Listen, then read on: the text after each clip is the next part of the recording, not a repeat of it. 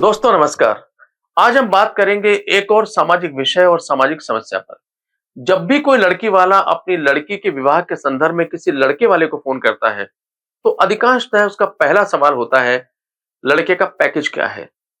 वो पैकेज सुनता है, फोन को बंद कर देता है और दोबारा संपर्क नहीं करता। शायद उसका कारण होता है कि लड़के का पैकेज या तो लड़की के पैकेज के समकक्ष है, थोड़ा सा कम है या बहुत थोड़ा सा ज्यादा है। जो उसकी उम्मीद और एक्सपेक्टेशन से कम है, उसे शायद बहुत हायर पैकेज का लड़का चाहिए होता है। और जब किसी लड़की का संबंध हो जाता है, तो नाते रिश्तेदार भी पहला सवाल पूछते हैं, लड़के का पैकेज क्या है? ऐसा लगता है कि जैसे पूरी सोसाइटी में शादी विवाह रिश्तों के अंदर गुण अवगुण नहीं चल रहे हैं, पारिवारिक मान प्रतिष्ठा नहीं चल रही है, सिर्फ पैकेज वार चल रहा है। पैकेज क्या है? अगर आपने लड़की के समकक्ष वाले पैकेज के लड़के से शादी कर दी, तो आपकी प्रतिष्ठा कम हो जाएगी। अगर आपने बहुत बड़े पैकेज के लड़के से शादी कर दी, आपकी प्रतिष्ठा बहुत बढ़ जाएगी। उसके पीछे कोई नहीं जानना चाहता, लड़के का स्वभाव क्या है, लड़के के गुण क्या है, लड़के के अवगुण क्या है, लड़के के पारिवारिक प्रतिष्ठा कैसी है, मान कैसा है, सम्मान कैसा है, उनका स्वभाव कैसा है, घर के लोग कैसे हैं और उनका सामाजिक आवरण कैसा है। और यहीं पर यह सवाल उठता है कि आज के समय में हम लड़के से शादी कर रहे हैं या लड़के के पैकेज से शादी कर रहे हैं, और उसके दुष्परिणाम भी लगातार समाज में सामने आ रहे हैं। हमें भूल बैठे हैं कि पैकेज आता जाता है, पैकेज कम ज्यादा हो सकता है, लेकिन अगर किसी लड़के में गुण बहुत अच्छे हैं, किसी लड़के का काम करने का तरीका बहुत बढ़िया है, पारिवारिक प्रतिष्ठा बहुत अच्छी है, तो वहां पर ग्रोथ को कोई रोक नहीं सकता। और आज इसी विषय पर हम बात करेंगे कि ये उचित है या अनुचित है। सबसे पहला सवाल, अगर लड़की का पैकेज 9 लाख रुपए है, 10 लाख रुपए, 11 12 लाख रुपए है, और अगर लड़के का पैकेज भी 9 10 11 12 लाख रुपए है, तो क्या हमें ठुकरा देना चाहिए सिर्फ इस बिना पर कि उसका लड़के का पैकेज समकक्ष है या उसे 1 आध लाख रुपए ऊपर नीचे है?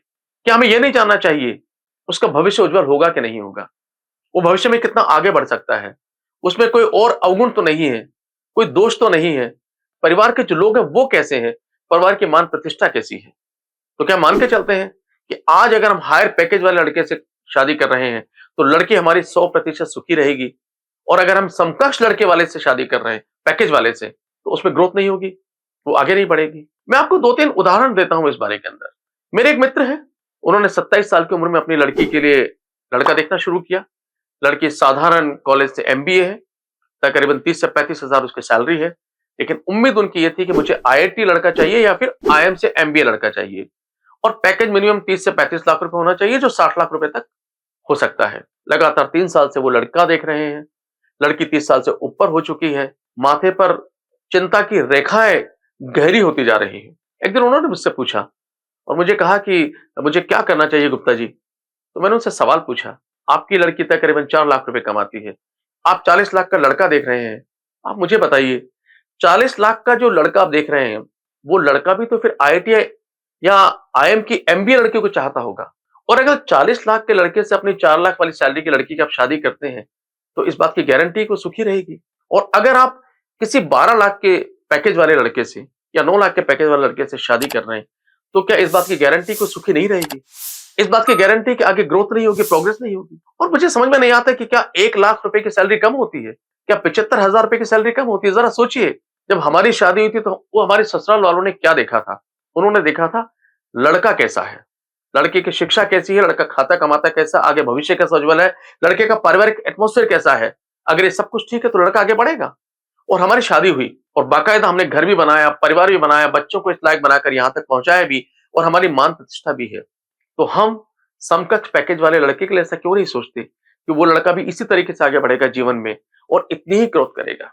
एक और मेरे मित्र हैं, उन्होंने अपनी लड़की की शादी हायर पैकेज वाले लड़के से की, तकरीबन 60 लाख रुपए का पैकेज था उसका। वो बड़े खुश थे, ज्यादा उन्होंने पूछताछ की नहीं, कहा इतना शानदार पैकेज है तो अब लड़की को कोई दिक्कत हो नहीं सकती है। शादी बड़ी धूमधाम से हुई, हनीमून मनाने के लिए स्विट्जरलैंड गए, और वहां से 3 दिन बाद लड़की का रोते हुए फोन आया। लड़की ने बताया कि आपने ज्यादा देखा नहीं, ये लड़का तो चैन स्मोकर है, हैवी ड्रिंकर है, और जिस तरीके की फोन पर लगातार एक्टिविटीज और बातें हैं, उससे लगता है कि इसका एक्सटर्नल अफेयर भी है। वापस आए, केस मेरे पास भी आया, तो मैंने उनसे यही कहा कि आपने तो सिर्फ पैकेज देख के शादी की थी, तो पैकेज तो यथावत है, बाकी आपको शिकायत नहीं होनी चाहिए। और अंत में वही हुआ जो होना था, यानी संबंध विच्छेद हुआ। एक और उदाहरण बताता हूं मैं आपको।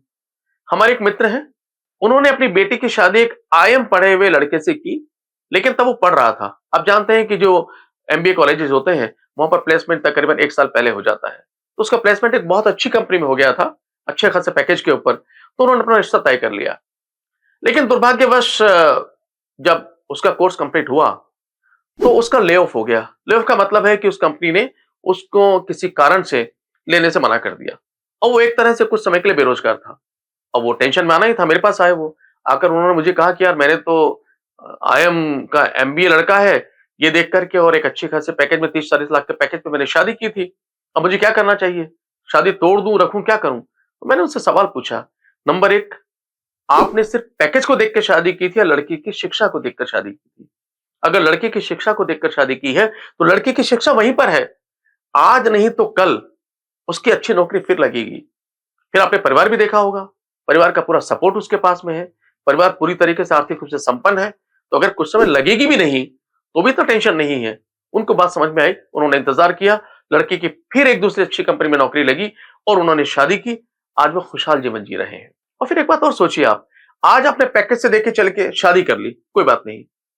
अगर कल उसका ले ऑफ हो गया जैसे उसका हुआ, तब आप क्या करेंगे? ले ऑफ के बाद अगर उसने दूसरी कंपनी ज्वाइन की और उस कंपनी में उसको सैलरी कम मिली, पैकेज कम मिला, तब क्या करेंगे? तो क्या फिर रिश्ता तोड़ देंगे शादी के बाद भी आप? क्योंकि हमने तो पैकेज से शादी की थी। तो इसलिए हमें पैकेज देखना चाहिए। लड़की के बराबर का पैकेज ठीक है, एक्सेप्टेबल है, कोई बात नहीं है। लेकिन सिर्फ ये देख करके कि लड़के का पैकेज बराबर अब बहुत ज्यादा नहीं है, अगर हम किसी अच्छे रिश्ते को ठुकराते हैं, तो फिर मुझे लगता है कि ये कहां की समझदारी है। और फिर एक बात और बताइए, अगर कभी जीवन में ऐसा पल आ गया कि लड़का बीमार हो गया, कुछ समय के लिए वो काम नहीं कर पा रहा है, वो कमा भी नहीं पा रहा है, और हमने जिस पैकेज को देख के शादी की थी, वो पैकेज में नहीं आ पा रहा है, उस केस में क्या करेंगे? जीवन में कुछ भी हो सकता है। उस केस में पारिवारिक सपोर्ट, परिवार का जो स्तर है वो, और जो लड़का है वो सबसे महत्वपूर्ण हो जाता है। तो मुझे लगता है दोस्तों कि हमें जब इतनी सारी चीजों को हम जिंदगी में मापते हैं, आकलन करते हैं, तो मुझे लगता है कि जब रिश्ता करते हैं, तब भी एकमात्र पैकेज को आधार बनाकर किसी रिश्ते को ठुकराना या किसी रिश्ते को गले लगाना, मुझे लगता है कि उचित नहीं है। रिश्ता करें जरूर, और रिश्ता करते समय पैकेज भी देखें। कम से कम जो हमारी लड़की है, उसके आसपास या उसके बराबर पैकेज हो, ये जरूर देखें। लेकिन अगर उसके साथ में लड़का अच्छा है, लड़के के गुण अच्छे हैं, लड़के का नेचर अच्छा है, लड़के का चरित्र अच्छा है, लड़के का परिवार अच्छा है, लड़के के परिवार की मान प्रतिष्ठा अच्छी है, तो फिर उस रिश्ते को ना ठुकराएं। क्योंकि जिंदगी में सुखी रहने के लिए और खुश रहने के लिए पैकेज जरूरी तो है, लेकिन सब कुछ नहीं है। और चलते चलते आपसे गुजारिश, वीडियो को लाइक भी करें, सब्सक्राइब भी करें, और अपने मित्रों को शेयर जरूर करें, ताकि सोसाइटी में चल रहे इस पैकेज वार को खत्म करने में या कम करने में मदद मिल सके।